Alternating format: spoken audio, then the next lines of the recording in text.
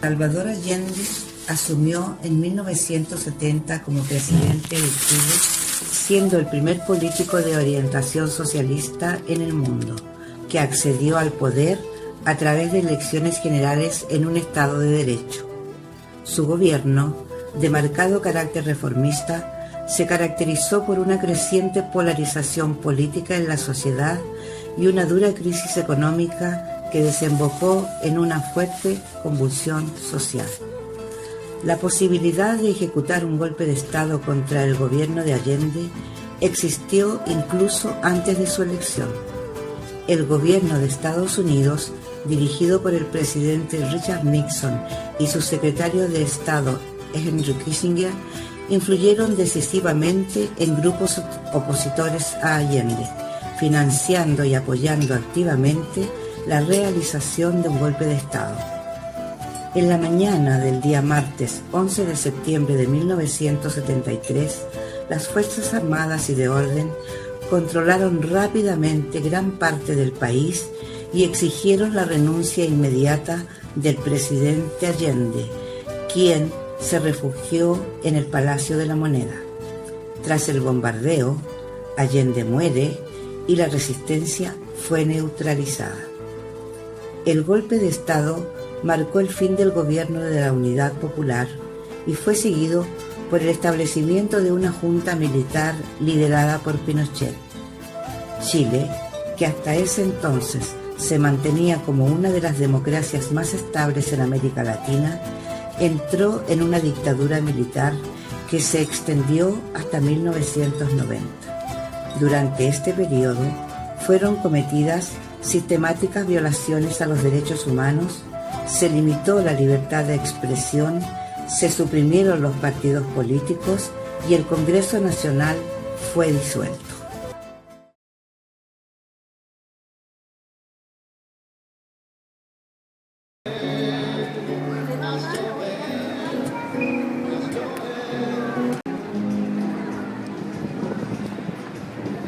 Manuel Muñoz Cornejo.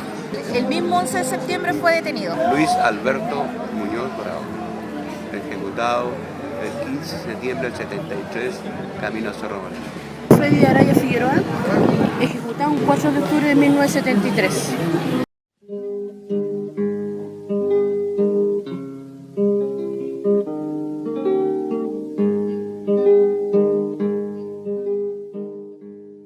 El motivo de estar acá es justamente para que el común de las personas crean que hoy día es un día en donde empieza el tema de la carana a la muerte en el norte de Chile. Me explico.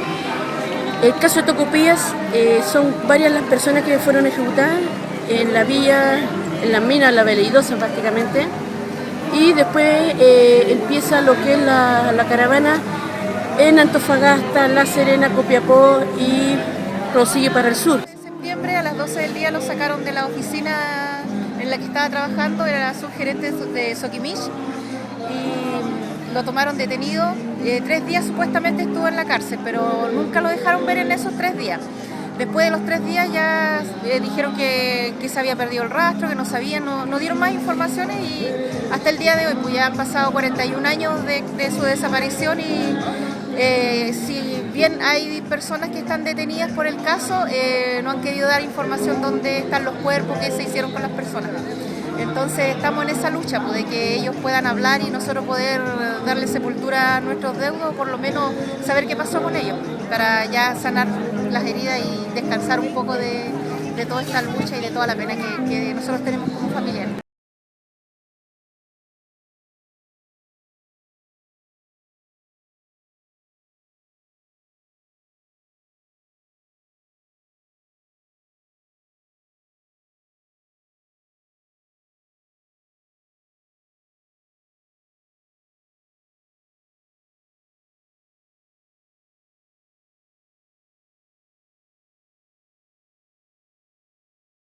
Empezamos con los presos políticos que cayeron en ese entonces, como te decía, que eran los universitarios, que todavía la mayoría están aquí en Antofagasta. 5 años visitándolo hasta el mismo 90. Entramos y salíamos a las cárceles, vendiendo sus aspilleras, dándole ánimo a las mamás. Yo todavía no asumía la ejecución de mi hermano, decía, no, primero los vivos. Y de ahí me hago de pareja con el padre de mis hijos, Rodolfo Corante, que también fue agarrado en la Universidad del Norte, que estaba estudiando arquitectura. Fue torturado, estuvo 7 meses preso, lo sacó la iglesia. Su papá siempre ha sido católico, entonces a través de la iglesia lo pudieron rescatar, como así. Y ahí empezamos el trabajo a mezclar el tema de que niños desaparecidos y los ejecutados políticos. Pero o sea, puro ñeque, nada que no, vinculado con la Iglesia Católica, la vicaría, que nosotros tenemos mucho agradecimiento con la Iglesia Católica. De ahí empezamos a trabajar con ellos y ver en qué podíamos nosotros apoyarlos. Entonces, primero fue el asunto de la misa, nosotros tuvimos siempre presente el coro y siempre estuve vinculada con las agrupaciones a través de los familiares de los de La Vega, de la Norton Flores, de Washington Muñoz, de familiares de la Doris también. Entonces tratamos de nosotros hacer una compañía dentro de lo que se podía para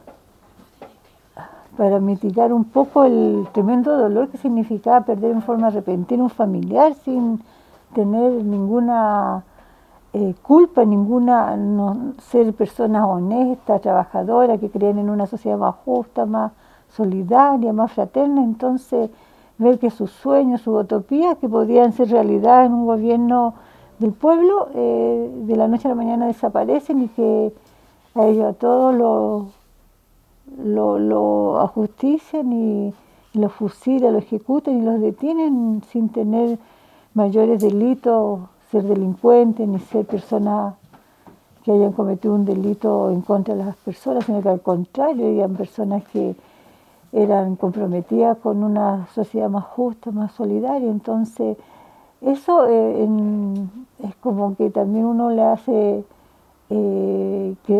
tomar un camino de compromiso y de solidaridad con toda la familia, porque siente como propio el dolor de ellos y la causa que ellos también emprendieron en la lucha social, también era nuestra lucha, porque todos queremos vivir en una sociedad justa, una sociedad donde la repartición de los bienes sea en forma más equitativa, donde la justicia social, la redistribución del ingreso sea realmente una forma de vida y con un gobierno que tenga una protección social para los más vulnerables. Entonces, no solamente la dictadura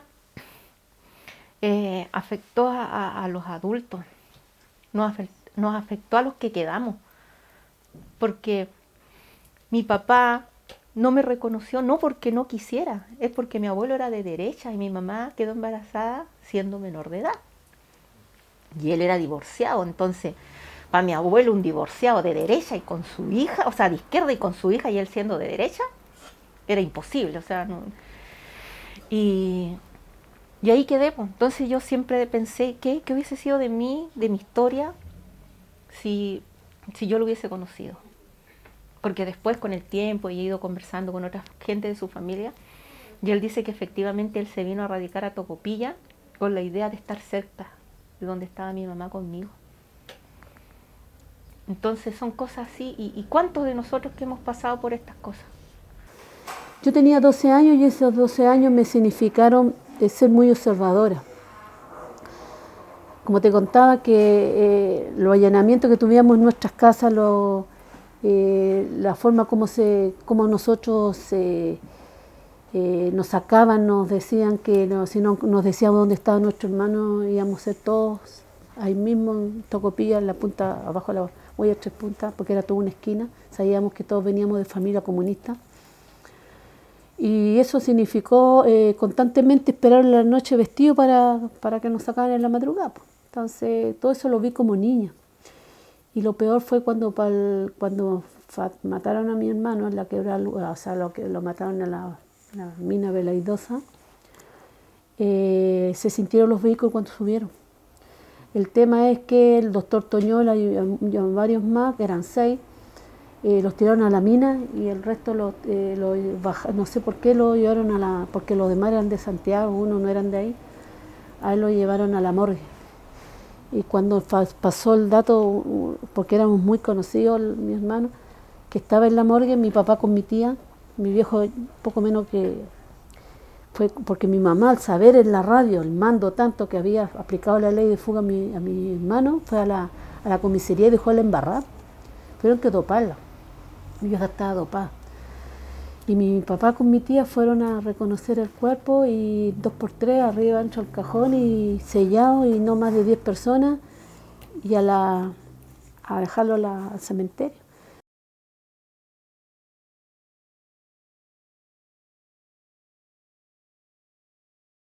Efectivamente uno está por la vida, a pesar de todo tipo de meditación que tuve, que era como para irse para la casa, quedarse en casa, porque siempre se me tomaba sola.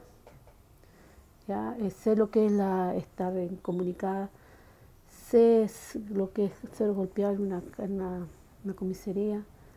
He tenido varias etapas que yo todavía no me he sentado a decir, mirar para atrás y decir todo cuánto hemos avanzado, y no sola, sino que cuántas quedaron en el camino y cuántas avanzamos y hasta cuántas habemos ahora. Y ese cariño y ese amor que tenemos nosotros por el familiar, eso es lo que ha significado decir, ellos eran personas comunes y corrientes como cualquier ciudadano en la cual creían un proyecto social que nosotros todavía seguimos luchando. Siendo variable, lo tienen por criminal en una cárcel fatal porque robó a nuestra madre.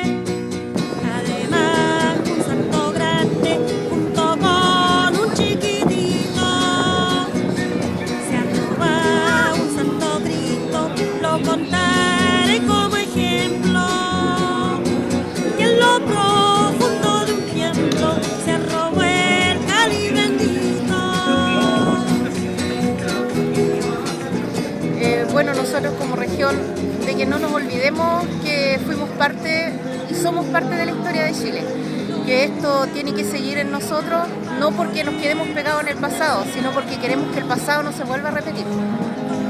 Lo importante de nuestra agrupación es el trabajo que se hace en forma callejera, en la calle Prat con Mata o San Martín con Prat, en la fecha destacable para nuestra organización, que sería el Día de la Tortura, que es el 26 de junio, el Día de los Desaparecidos, el 30 de agosto, la conmemoración del 11 de septiembre se va al memorial, el día 4 de octubre, 6 de octubre, los ejecutados de Tocopilla, el 19 de octubre de los Caravanes de la Muerte en Antofagasta y Calama, y el 30 de octubre el Día del Ejecutado Político.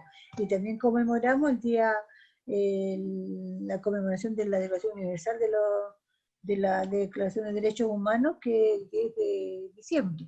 Entonces en esa fecha se sale a la calle, se llevan todos los rostros, se llevan los afiches, y la gente se hace una exposición callejera, y la gente se acerca a consultar, a conversar, vendimos CD, entregamos panfletos, y entonces realmente es una actividad que se hace pública en la calle para mantener la memoria histórica, y la gente siempre apoya y conversa con nuestra organización y mira y lee los afiches que se van poniendo.